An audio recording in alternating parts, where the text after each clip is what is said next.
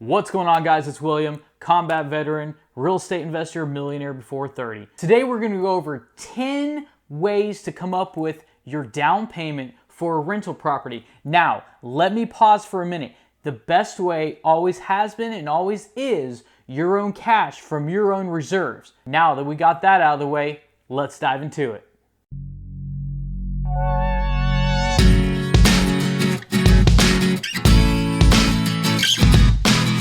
The first one we're going to talk about is a HELOC. It's a home equity line of credit. It's affordable, it's flexible, and if you have a lot of equity in your house, you can borrow a lot of money. HELOCs can be fixed or variable interest depending on the prime rate. They typically have a 10 to 15 year draw rate during which borrowers can use like a credit card on their house. Many real estates use a HELOC from their personal property to buy your investment property and then do the renovations, then the refinance, which in turn pays back the HELOC, therefore replenishing it, therefore coming around, doing it all over again. However, some conventional lenders won't like you and will not allow you to use a HELOC as your source of down payment. The next one is your 401k. Thinking about raiding your nest egg?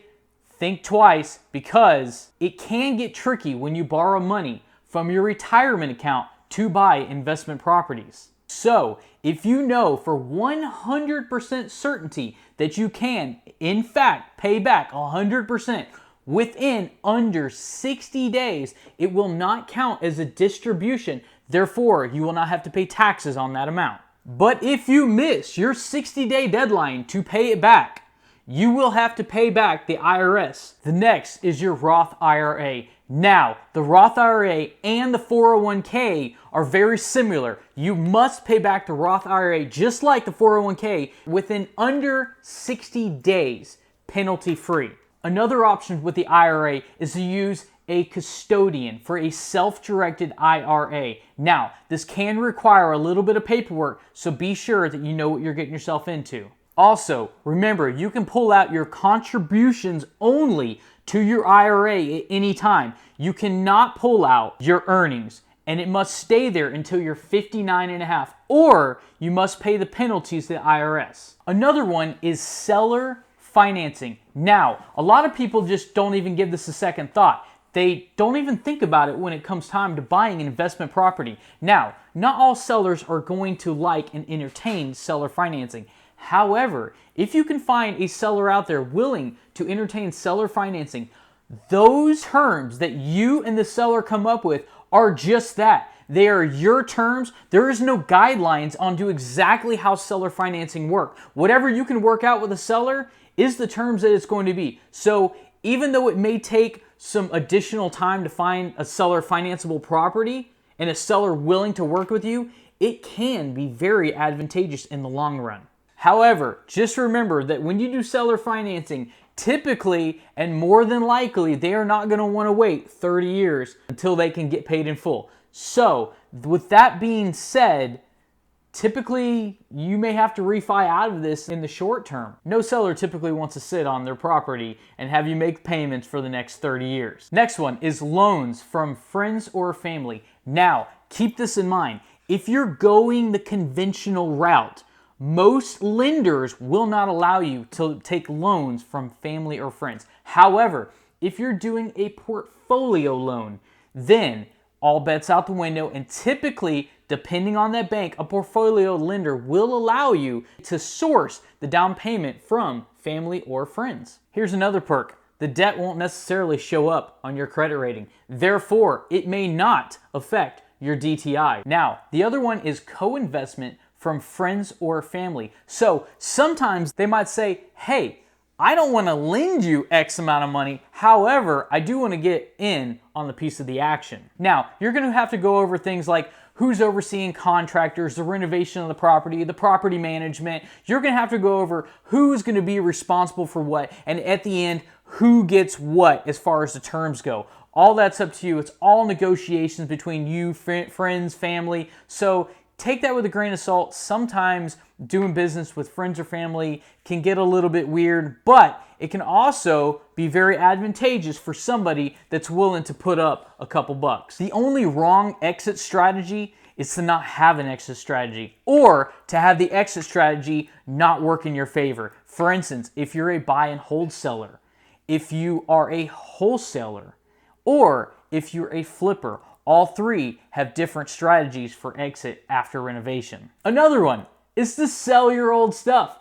Do you have a Xbox sitting around, a PlayStation? Maybe you have a motorcycle in the garage, a jet ski, an airplane. I don't know, maybe $6,000 worth of camera equipment. Hey, so consider selling a watch. Consider selling something, a computer. You can think about it. I promise if you walk room to room, you're going to find some things that you can probably live without, whether you want to admit it or not. If you can come up with an investment property now and you can make it happen, it will pay dividends in the future compared to keeping your old stuff in the house. Maybe you have extra TVs, you name it. You know what you have.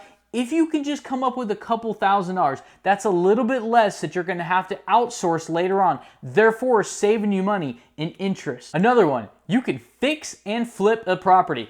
Whoa, I know what you're saying. Hey, but it takes money to buy and fix and flip a property. If I can do that, then I'll just go buy a rental property to begin with. Wait, when you fix and flip a property, you can do what's called borrowing from a hard money lender. Now, these hard money lenders typically have rates much higher than any conventional that you're going to see out there. Conventionals may be 4%, maybe 3%, but hard money lenders are going to be 9, 10, 11, 15% interest. However, here's where it gets good.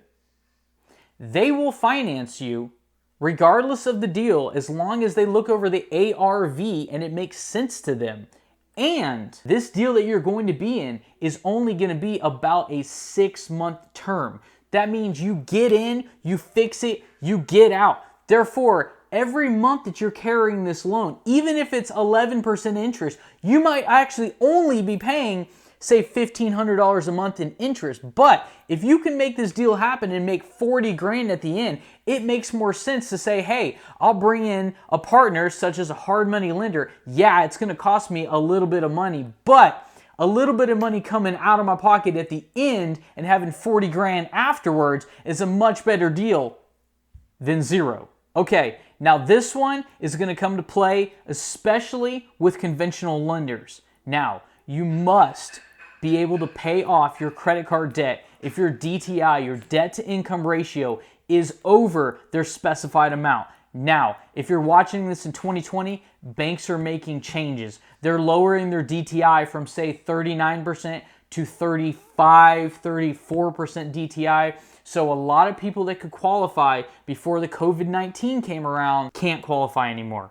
Therefore, they are having to pay down loans or debts, credit cards, out of their pocket, and still have to have reserves at closing after they pay down their debts required. Another very, very popular one is to wholesale properties to other investors. What does this mean? There is a ton of videos out there on wholesaling, but it basically means that you find a good investment property, you lock it down on paper, and then you sell it to an investor like myself. I have purchased many wholesale deals over the years, and I typically pay the wholesaler between $5,000 and $10,000 if the property and the price makes sense. Now, this is one of the best ways to get a hold of a property with literally no money down. I hate to say that, sound like a guru, but wholesaling can be one of those deals. It requires hustling. It requires effort. It requires you to talk to people. But if you put yourself out there and you get enough deals under contract, you're going to close them. You're going to make money. And hey guys, at the end of the day, it's all about what we can acquire as far as investment properties to better our future for ourselves and for our families. Okay, now this is the last tactic out there that I would recommend. Now, this is a risky tactic, but if you know you have an influx of cash coming in, this is something that could be to your benefit. Pulling cash from credit cards can be one of the more risky tactics, but it's still an option. And as a down payment for an investment property, it makes more sense to pay a little bit more interest now to be able to get a deal that will actually make more sense in the future. But keep this in mind. Don't pull any more from that credit card than you absolutely must. And when you pay it back, your credit card gets paid off first. What do I mean by that? You're most likely going to have your highest amount you owe on any credit card on that specific credit card for that rental property. You must tackle it first and foremost. The interest rate on that credit card alone could be 15 to 20%. Therefore, if you have a hard money lending option, that's probably going to be your best bet. And I don't recommend the credit cards until you have exhausted all options. And this deal still makes sense even with the much higher cost of your money. Also, keep this in mind, borrowing from a credit card will not work with a conventional lender. It works like this, guys. If you have your DTI, your debt to income ratio is at 33%, and the bank says that's great, our cap is 35%, and you go, okay, but I don't have the down payment, and I borrow some money from my credit card, all of a sudden I boosted my debt to income ratio, which is bad, to get the down payment that I needed. So you walk into the bank, you go, blam, $20,000 down, and they go, excellent, Mr. Jones, let's look at your DTI to make sure we're looking good. Oh, we're at 45% now. So borrowing money will boost your DTI up, which is a bad thing. You want to keep your DTI as low as possible. So if you don't have room in your debt to income ratio, you can't borrow from a credit card for a down payment in the first place. And that's where I go back to family and friends. It doesn't show on the credit and can be a great option if you can resource it. Now, here's one of my favorite ones. So for most rental properties, banks like to see about 20% down. So 20% of the property. If it's a $100,000 property, you want $20,000, right? Not a lot of people come up with $20,000 on an investment property, but this is a cool hack. So if you find a duplex, a triplex, a quadplex, that's my 2-year-old son, bear with me, and you purchase it and you live in it yourself, you may qualify through a conventional lender for just 3% down. Now, you might ask, well, if it's an investment property, why am I able to put 3% down when everything else is 20% down? Because it's listed as your primary residence, you can get away with putting 3% down. And get this is the best perk about it. Because you live at this property and you have 3 other tenants there with you, chances are, in a lot of cases, now you have to be able to do the math, there's plenty of rental calculators online to do this with, they may cover 100% of your living expenses, including your mortgage, might even cover your electricity bill. Now, if living for free doesn't excite you, then I don't know what will. Now, in closing, real estate investors must have plenty of options to be able to fund and find their next deal. However, I have a word of caution for you. While I encourage you to be creative, I also caution you greatly not to over leverage yourself. Leverage is debt. Debt can be and is a double-edged sword. If you use debt correctly, it can make you money. If you use it incorrectly, it will kill you.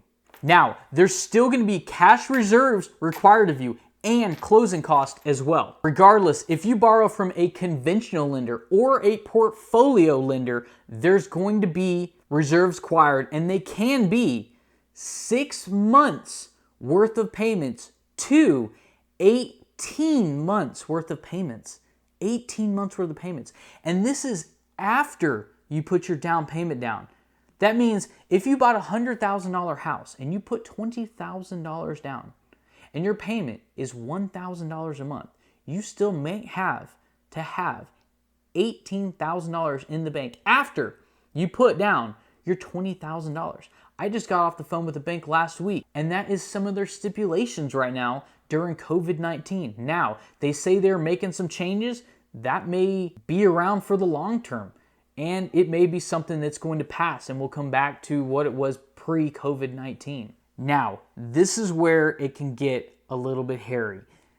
Those reserves I was talking about are not just for your rental property.